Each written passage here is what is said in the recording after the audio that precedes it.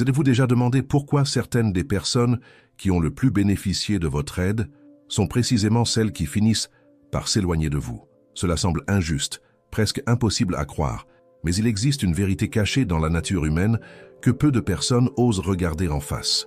Plus le service que vous rendez est grand, plus le malaise qu'il peut susciter chez l'autre peut être profond. Et lorsque vous comprendrez la raison qui se cache derrière ce phénomène, vous ne verrez plus jamais vos relations de la même manière.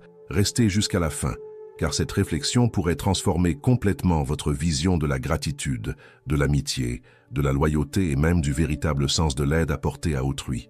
Il existe une question qui accompagne certaines personnes pendant des années, une de ces interrogations silencieuses qui reviennent au cœur de la nuit, lorsque la maison est plongée dans le silence et que l'esprit revisite d'anciennes déceptions.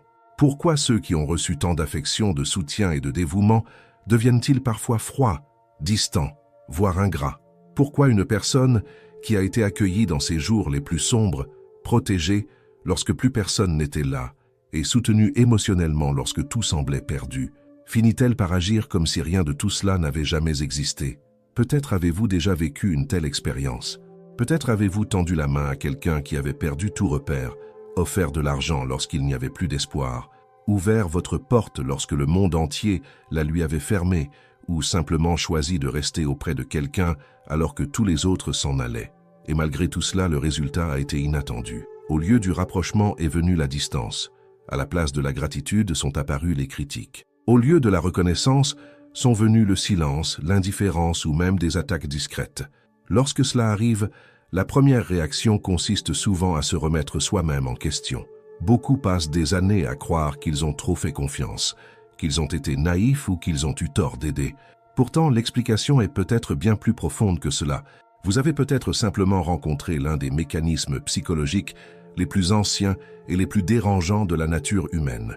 Nous grandissons avec l'idée que le bien engendre toujours le bien, que la bonté produit inévitablement de la gratitude et que celui qui reçoit de l'amour répondra par de l'amour. Cette croyance est rassurante, elle réchauffe le cœur et paraît conforme aux valeurs que l'on nous enseigne depuis l'enfance. Pourtant, l'expérience montre que la réalité emprunte souvent des chemins bien plus complexes. Il existe une face cachée des relations humaines dont on parle rarement.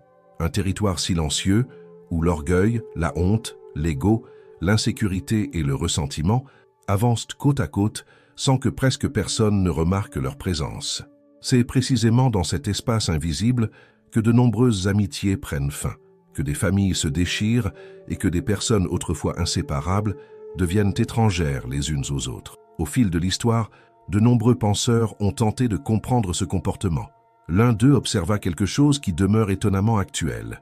Dans certaines circonstances, recevoir une aide importante peut produire exactement l'inverse de la gratitude. Au lieu du rapprochement naît un malaise difficile à expliquer.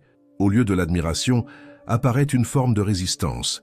Et dans certains cas, cette résistance finit par se transformer en ressentiment. Cela paraît absurde à première vue. Comment quelqu'un pourrait-il nourrir des sentiments négatifs envers celui qui lui a tendu la main? Comment la bonté pourrait-elle susciter le rejet?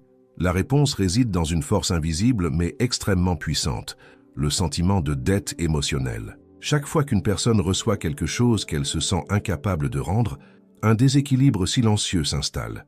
Il ne s'agit pas seulement d'argent ou de services matériels, mais de quelque chose de bien plus profond. La conscience d'avoir, à un moment de sa vie, dépendu entièrement d'une autre personne pour continuer à avancer. Cette prise de conscience peut être profondément inconfortable. Elle touche directement l'un des besoins fondamentaux de l'être humain, se sentir capable, autonome et maître de sa propre existence. Lorsqu'une personne a besoin d'être sauvée, accueillie ou soutenue, même temporairement, une partie de son orgueil souffre souvent en silence. Imaginez quelqu'un qui a tout perdu.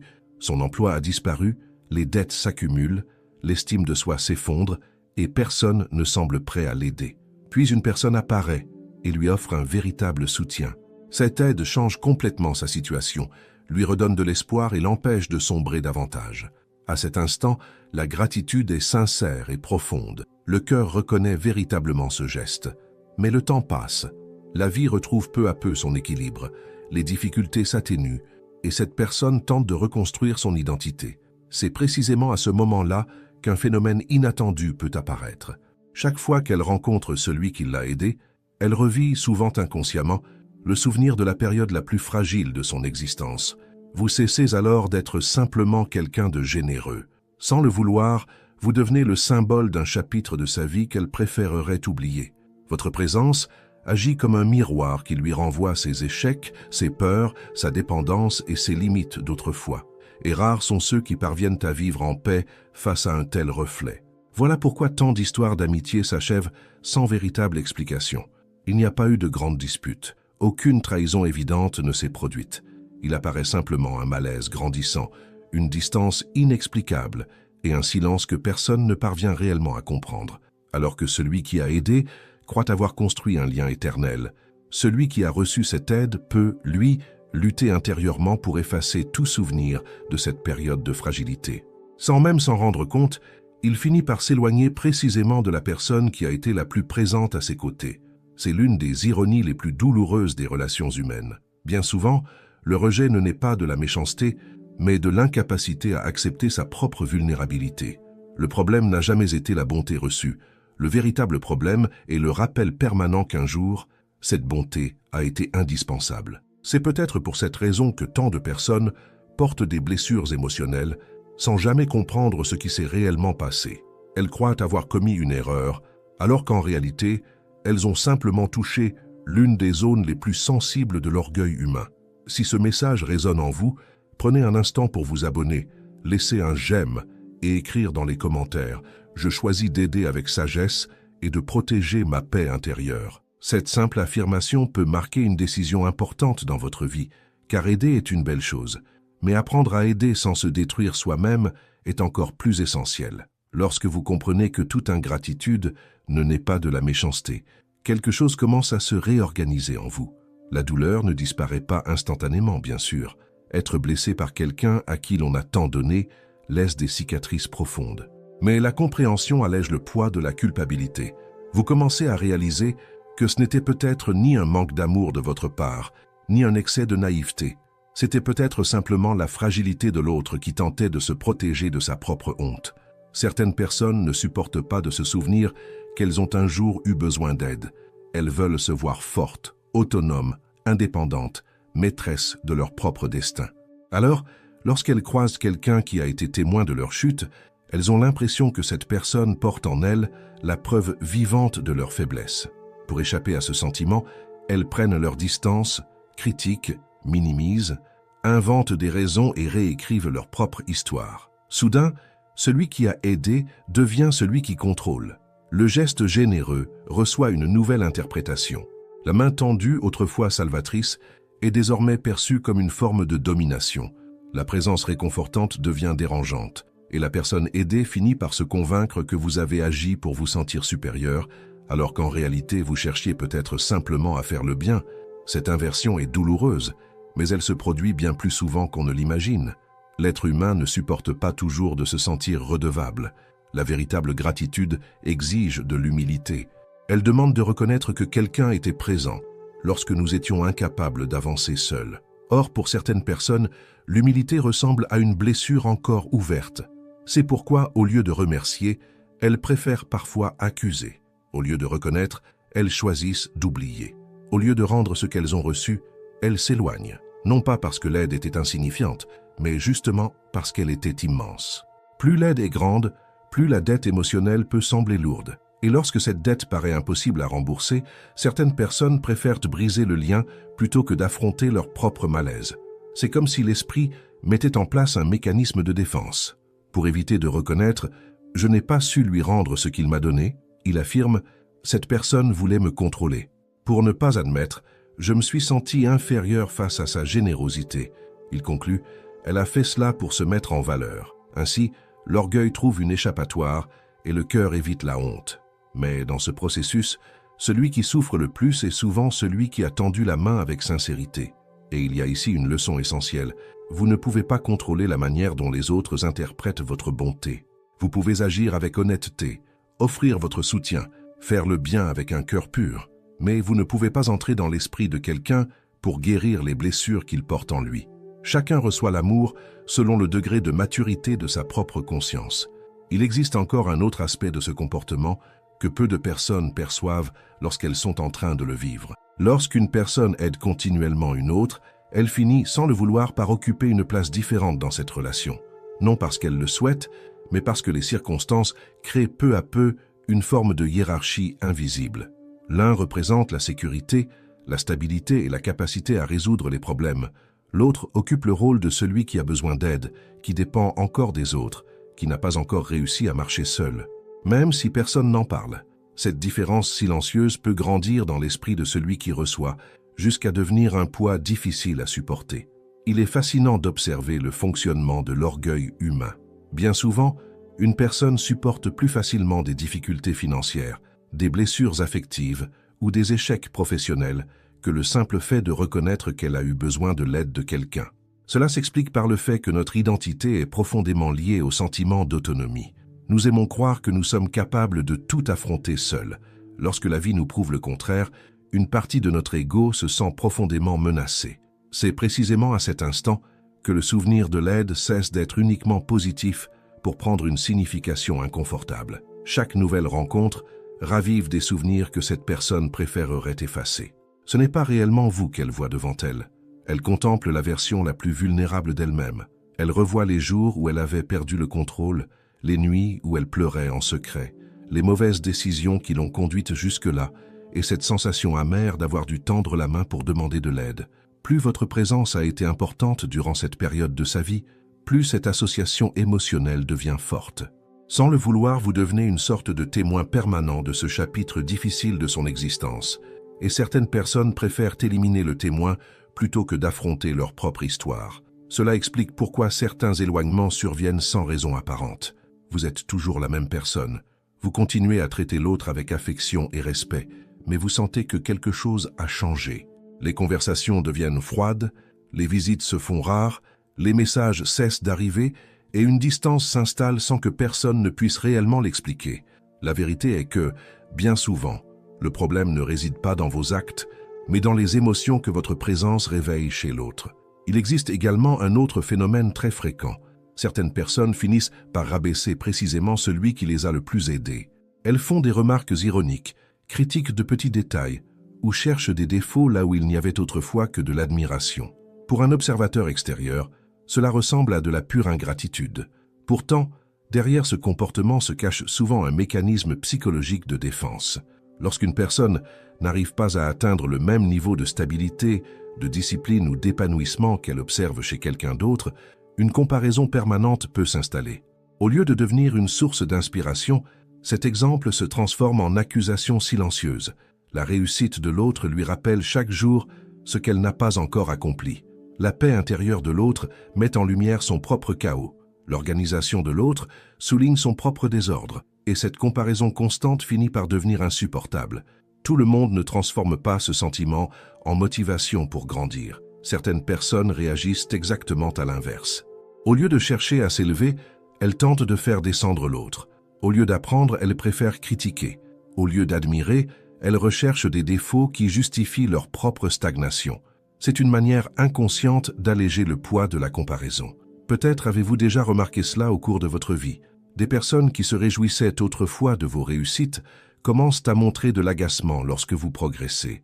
Un nouvel emploi, une maison plus confortable, un voyage, un changement positif ou simplement une période de sérénité suscitent soudain des remarques déplacées, des plaisanteries déguisées ou un silence étrange face à vos victoires. Comme si votre bonheur rappelait à quelqu'un ce qu'il croit ne jamais pouvoir atteindre. Le problème ne réside pas dans votre réussite, mais dans la douleur qu'elle réveille chez celui qui n'a pas encore résolu ses propres conflits intérieurs. C'est pourquoi une grande partie des critiques que nous recevons ne parlent pas réellement de ce que nous sommes. Elles révèlent bien davantage celui qui les formule que celui qui les reçoit. Cette personne vous regarde à travers ses propres frustrations, ses propres peurs et ses propres limites. Elle interprète votre existence à partir des blessures qu'elle porte en elle. Lorsque cette compréhension mûrit en nous, une immense libération se produit. Nous cessons de porter des culpabilités qui n'ont jamais été les nôtres. Nous arrêtons de croire que nous devons sauver tout le monde ou nous sentir responsables de la manière dont chacun réagit à notre bonté. Cela ne signifie pas qu'il faille endurcir son cœur ou renoncer à la générosité. Bien au contraire, Cela signifie comprendre qu'aider quelqu'un ne garantit ni un amour éternel, ni une amitié durable, ni une loyauté inconditionnelle. Une aide sincère demeure un acte noble, mais elle ne peut être offerte dans l'attente d'une reconnaissance permanente ou d'une gratitude infinie. L'une des plus grandes formes de maturité consiste peut-être à apprendre à faire le bien sans rien attendre en retour. Offrir son soutien parce que cela correspond à ses propres valeurs et non parce que l'on espère occuper une place privilégiée dans la vie de quelqu'un. Lorsque la bonté naît de cette liberté intérieure, elle cesse d'être une monnaie d'échange émotionnel pour devenir l'expression authentique de ce que nous sommes. Il existe encore une réflexion plus profonde. Beaucoup de personnes développent une habitude presque compulsive d'aider les autres parce qu'elles cherchent inconsciemment à combler un vide intérieur. Elles s'habituent à être le refuge de tous, à résoudre les problèmes, à porter des fardeaux qui ne leur appartiennent pas et à rester constamment disponibles. Avec le temps, elles finissent par croire qu'elles ne seront aimées qu'aussi longtemps qu'elles seront utiles. C'est un piège silencieux, car lorsque toute notre identité dépend de l'approbation des autres, le moindre rejet devient dévastateur. La personne ne souffre pas seulement de la perte de la relation, elle a l'impression de perdre une partie d'elle-même. C'est peut-être pour cette raison que certaines trahisons font si mal, non seulement parce que quelqu'un est parti, mais aussi parce qu'avec ce départ s'effondre l'image que nous avions construite de nous-mêmes, celle de celui qui sauve toujours, qui accueille toujours, qui trouve toujours des solutions et qui reste toujours présent. Et lorsque cette image se brise, une question inévitable surgit, une question capable de transformer profondément notre manière de vivre nos relations. Est-ce que j'aide parce que j'aime véritablement ou parce que j'ai peur de ne plus être aimé si j'arrête d'aider? Avant de répondre à cette question, il vaut la peine de faire une pause intérieure et d'observer son propre parcours avec sincérité. Combien de fois avez-vous placé les besoins des autres avant les vôtres? Combien d'opportunités avez-vous laissé passer parce que vous étiez occupé à résoudre les problèmes des autres? Combien de nuits avez-vous perdu à chercher une solution pour quelqu'un qui, quelque temps plus tard, n'a même pas pris la peine de vous demander comment vous alliez? Ces souvenirs peuvent être douloureux, mais ils portent en eux un immense pouvoir de transformation. Il existe une profonde différence entre une générosité saine et le besoin constant de se rendre indispensable. La première naît de l'abondance émotionnelle. Une personne aide parce qu'elle le peut, parce qu'elle souhaite contribuer, parce qu'elle éprouve de la joie à partager ce qu'elle possède. La seconde, en revanche, naît souvent de la peur d'être rejetée, de ne pas être appréciée, de perdre sa place dans la vie des autres ou de découvrir que sa présence n'était pas aussi importante qu'on l'imaginait. Lorsque l'aide naît de cette peur silencieuse, elle cesse d'être un simple geste d'affection et se charge d'attentes invisibles. Même si vous ne l'exprimez jamais à voix haute, une partie de votre cœur attend de la reconnaissance, de la fidélité, de la proximité et une gratitude durable. Le problème est que très peu de relations humaines peuvent supporter un tel poids pendant longtemps. Chaque être humain mène sa propre bataille intérieure. Chacun interprète les événements à travers les expériences qu'il a accumulées au cours de sa vie. Ce qui représente pour vous une preuve d'amour peut être perçu par l'autre comme une intrusion. Ce que vous considérez comme de l'attention peut être interprété comme une forme de contrôle. Ce qui a été offert avec légèreté peut être reçu comme une obligation. Cette différence de perception explique pourquoi tant de relations s'usent, même lorsqu'aucune des deux personnes n'a de mauvaises intentions. Certaines personnes ont grandi en croyant que dépendre de quelqu'un était un signe d'échec. D'autres ont appris que montrer sa fragilité était dangereux.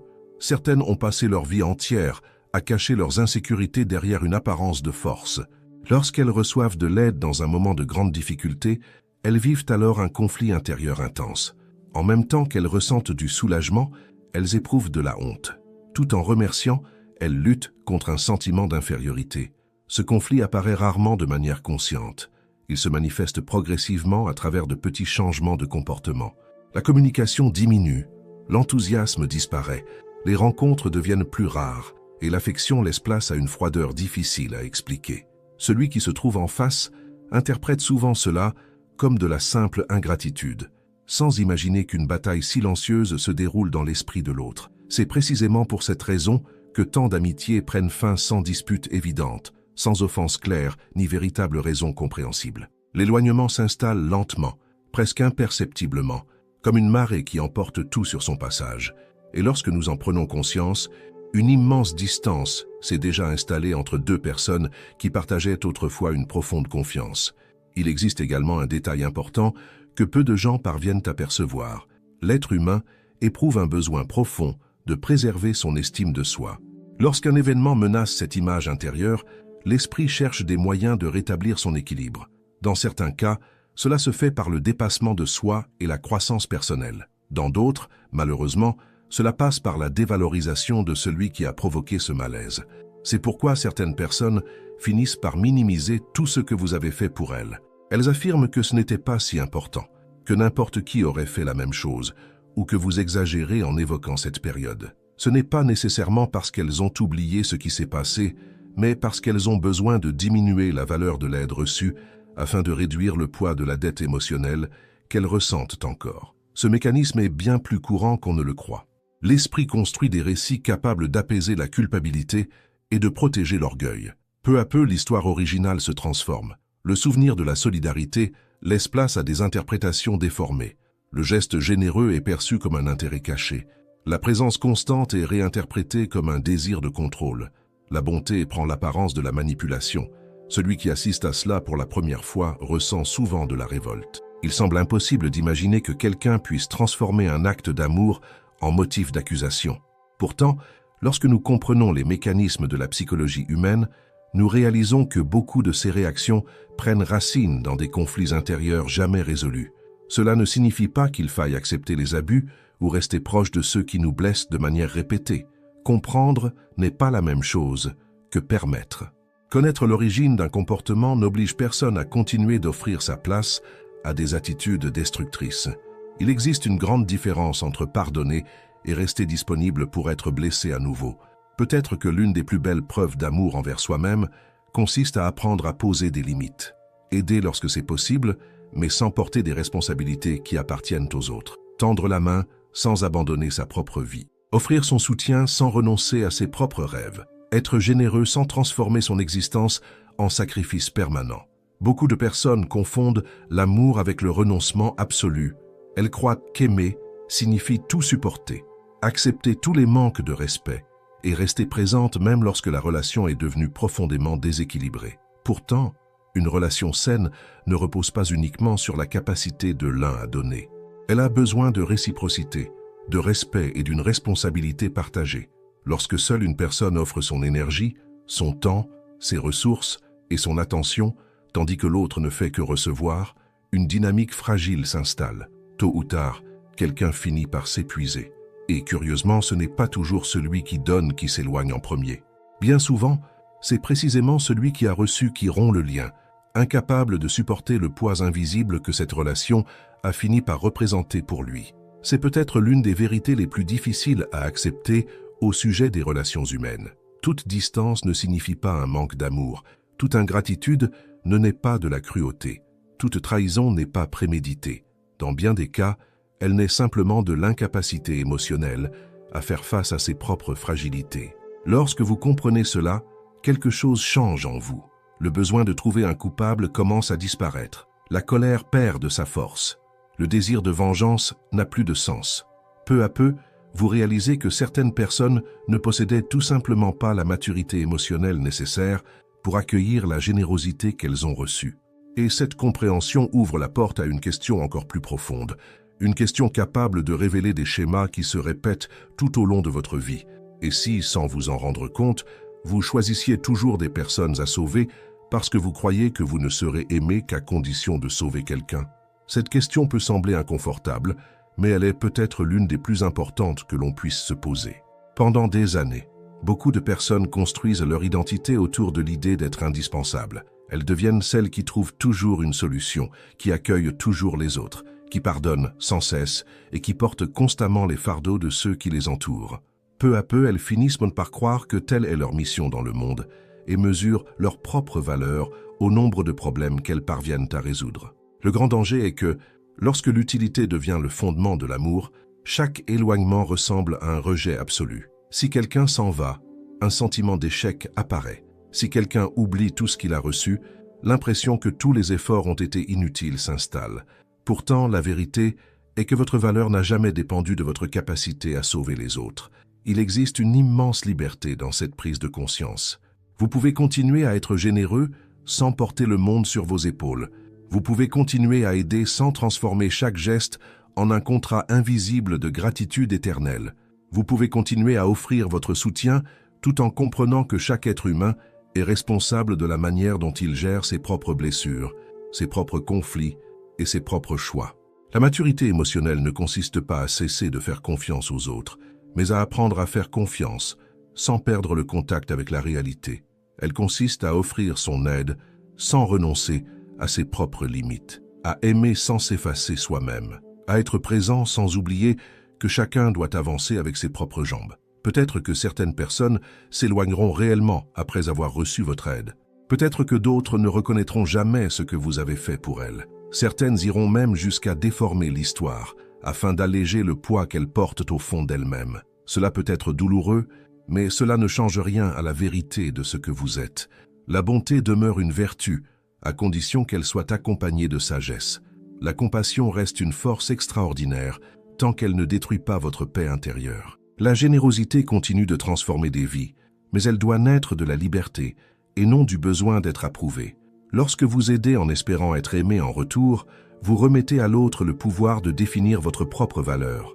Mais lorsque vous aidez parce que vous avez choisi d'agir selon vos principes, indépendamment de toute reconnaissance, vous retrouvez une force que personne ne peut vous enlever. Au fond, la plus grande leçon n'est pas de comprendre pourquoi certaines personnes trahissent ceux qui les ont aidés. La véritable leçon consiste à découvrir que vous n'avez pas besoin de changer votre essence à cause de l'ingratitude des autres.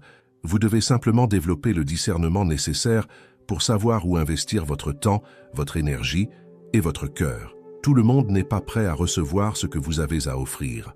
Tout le monde ne sait pas transformer le soutien en croissance personnelle ou la gratitude en véritable amitié.